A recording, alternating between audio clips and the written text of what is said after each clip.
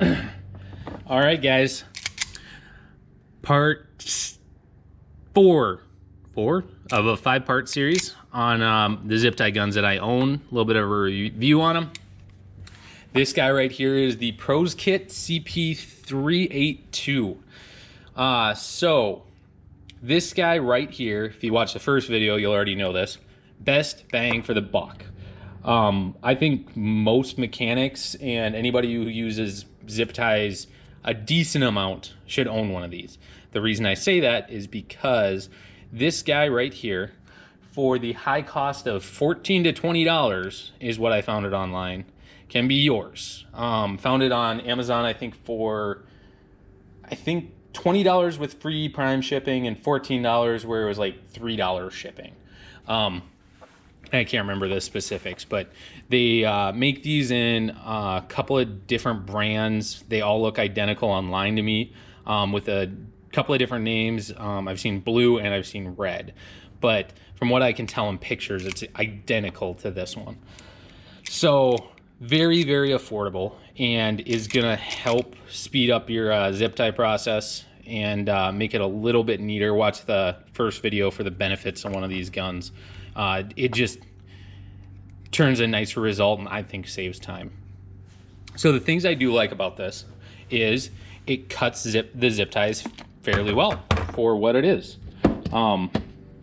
It's not a whole lot of fluff, not a whole lot of flash, but for $20 you can get a nice tensioned flush cut zip tie that quickly.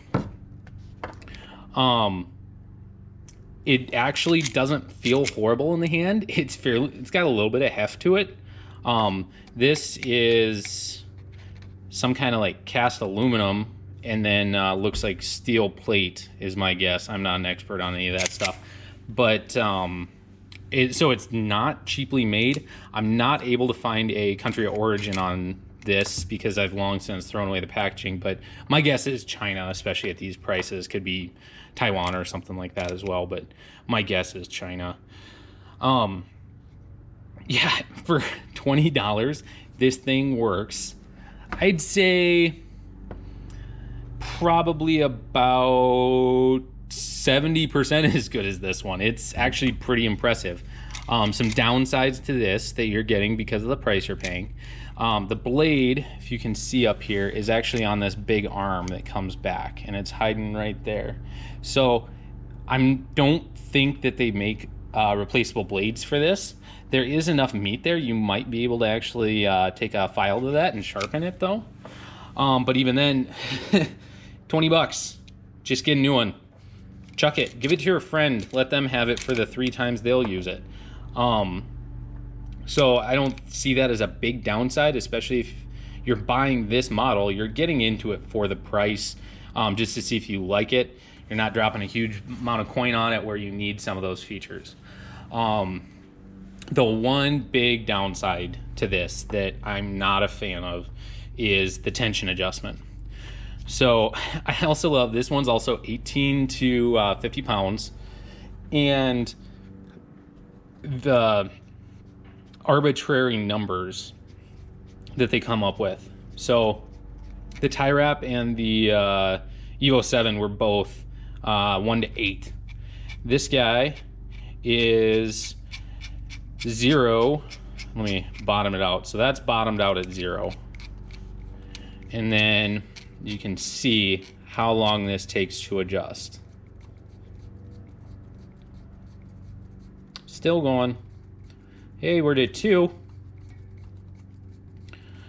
Need some Jeopardy music in here. There's a 3. There's a 3. Oh, we're getting somewhere.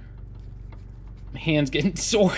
All right, and right there. Okay, so that's the top. So 0 to 3. What an arbitrary unit of measurement for that. I don't really follow that logic. The little spinny dude is very painfully slow to adjust.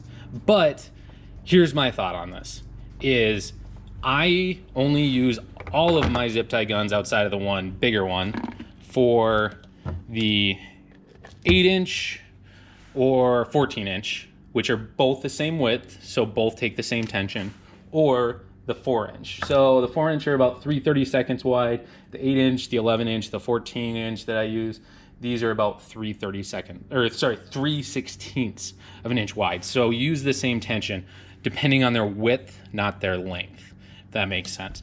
So for $20, you could actually, if you're using this enough, buy 2 of them and leave one on the lighter number and one on the heavier number, and then you don't have to dink around adjusting this back and forth. Now, on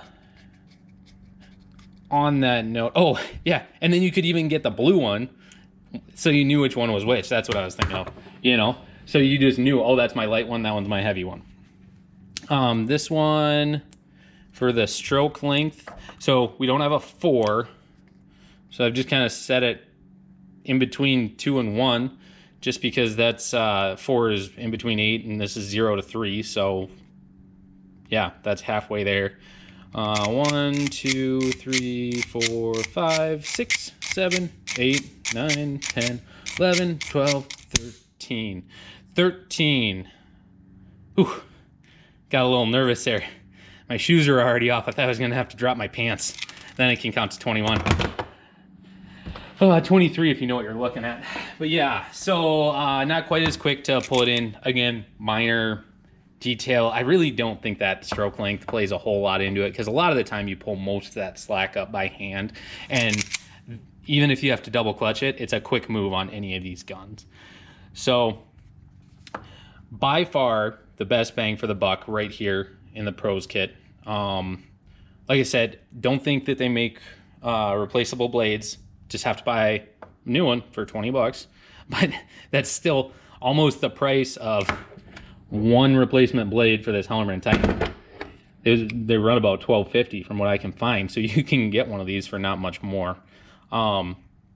I really think that a lot more people should actually just take a peek into these. If you use zip ties, I think you'll find them handy. They speed up the process, and for $20 investment, what's the worst that can happen? You hate the thing and you don't use it, and it sits in your box, but then you get to tell somebody about the one time this idiot on YouTube talked you into buying this stupid tool that you never use. I'm sure we've all made much dumber mistakes in our life. So I highly, highly recommend this one. It goes in at number 2 on my list only by a hair, just because we're talking about zip tie guns, and really this is you get a lot more for this one. This doesn't have the adjustable, twistable top. The tension adjustment is horrendous compared to this one, and this one is much nicer to use in the hand, but for the price, there's absolutely no beating this one. I'm just amazed they can actually do it for 20 bucks. So there you go. If you guys have any questions, comments, think I'm an idiot, feel free to throw it down in the comments section where those comments and I'm an idiot comments belong. But yeah, thanks for stopping by, guys, and sorry I'm not better at YouTube.